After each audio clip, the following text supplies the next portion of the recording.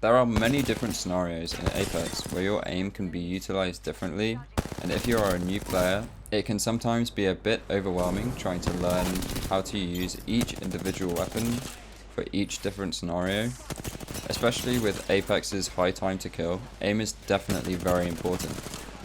But there are a few tips that I'll go over in this video to make it easier for you to improve your aim and have a deeper understanding of the game's mechanics. I could talk about this all day, but I don't feel like many of you will want to sit through an hour-long video. So if you want to ask me more questions about this, make sure to follow my Twitch link that's down in the description, or make sure to leave a comment. All of this information will apply to mouse and keyboard, but the vast majority of it will also apply to controller. Controlling recoil in Apex is not what it seems at first. For example, take a flatline with no attachments in the firing range, walk up to a wall and fire your entire magazine. You'll notice that it has a unique recoil pattern that isn't shared with any other gun in the game. This is the same for all weapons in Apex. The first and most difficult options would be to spend hours and hours in the firing range or arenas learning the recoil pattern for each weapon. But what if I told you there are much easier ways to negate the recoil of every single weapon in the game? The first method is commonly known as recoil smoothing. To do this method, you must move your crosshair 3 degrees per second in any direction and it will cancel out the recoil pattern. I believe this method is not a bug and an actual mechanic to make tracking easier, since Apex is filled with a lot of fast movements and quite a high time to kill. You can do this on both inputs, and the main reason for it being in the game is likely so that the controller input is even slightly viable. I couldn't imagine trying to properly control recoil while moving on a controller. I do, however, think that this method may vary ever so slightly depending on the rate of fire for each weapon. For example, when using the R99, you may need to ever so slightly control the recoil if you're not quite moving fast enough compared to, say, a flatline.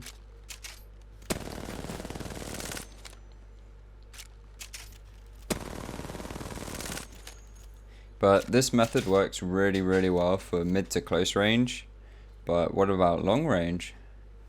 Well, there is another technique for controlling recoil at long distances called jitter aiming. The mechanics behind how this actually works are the same as recoil smoothing, but since the enemy is far away, the execution of it is totally different.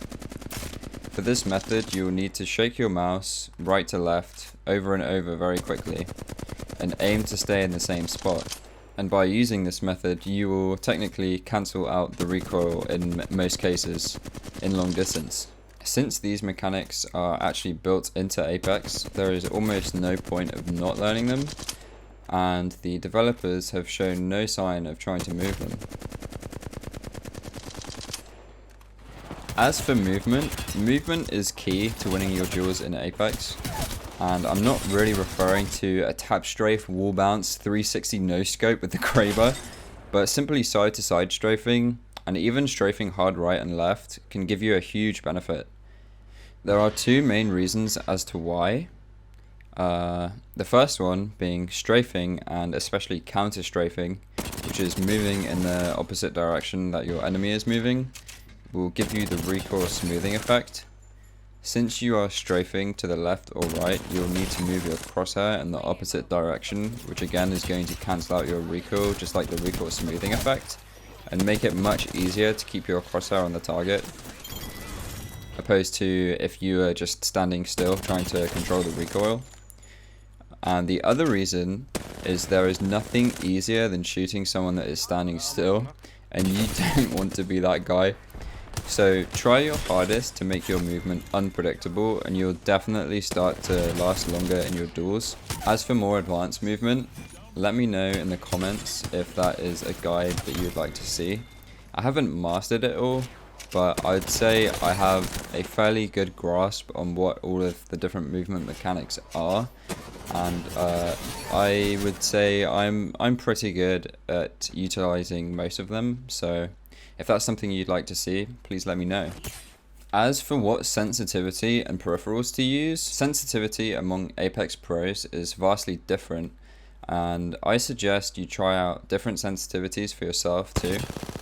But there are definitely some that are way too fast to be practical, and some that are way too slow. I will be using 800 DPI as a standard to explain sensitivity values in this video, but if you are using, for example, 400 DPI, you will want to times my value by 2, or if you are using 1600 DPI, you will want to divide my value by 2. If you use a different DPI, you can figure it out in the calculator.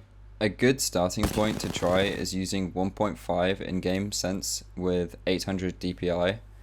I would say this is one of the most popular sensitivities among pros, and is also what I started using before refining into between 1.4 and 1.5, but is by no means the best sensitivity, as at the end of the day it is all preference. I would say that using a value between 1 and 2 is going to be the most optimal for being able to control your aim at long distances and close. A value above or below this range is pretty much an anomaly, like for example Imperial House sensitivity is 1.4 at 400 DPI, which would be 0.7 at 800 DPI, which is very low. As for peripherals like a mouse and a mousepad, you'll want a mouse that just feels comfortable to you and isn't ancient and doesn't feature a trackball. The most important part about a mousepad is just making sure it's not filled with your 5-year-old gamer crust, to be honest with you. Most mousepads will do the job, so what you have is more than likely good enough. As for just general practice, I would have recommended Control, but now that Control is gone and you want some high intensity aim training, you can always use third-party games or tools like AimLabs and Kovacs to improve your mouse control and improve your aim. I think this would take up an entire video on explaining how I used Kovacs to improve my aim in Apex Legends, and if you would like to see that, please let me know down in the comments.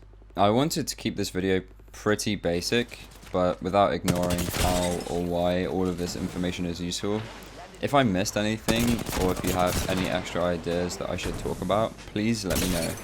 I can always make an updated / more in-depth video on this subject if it would be helpful.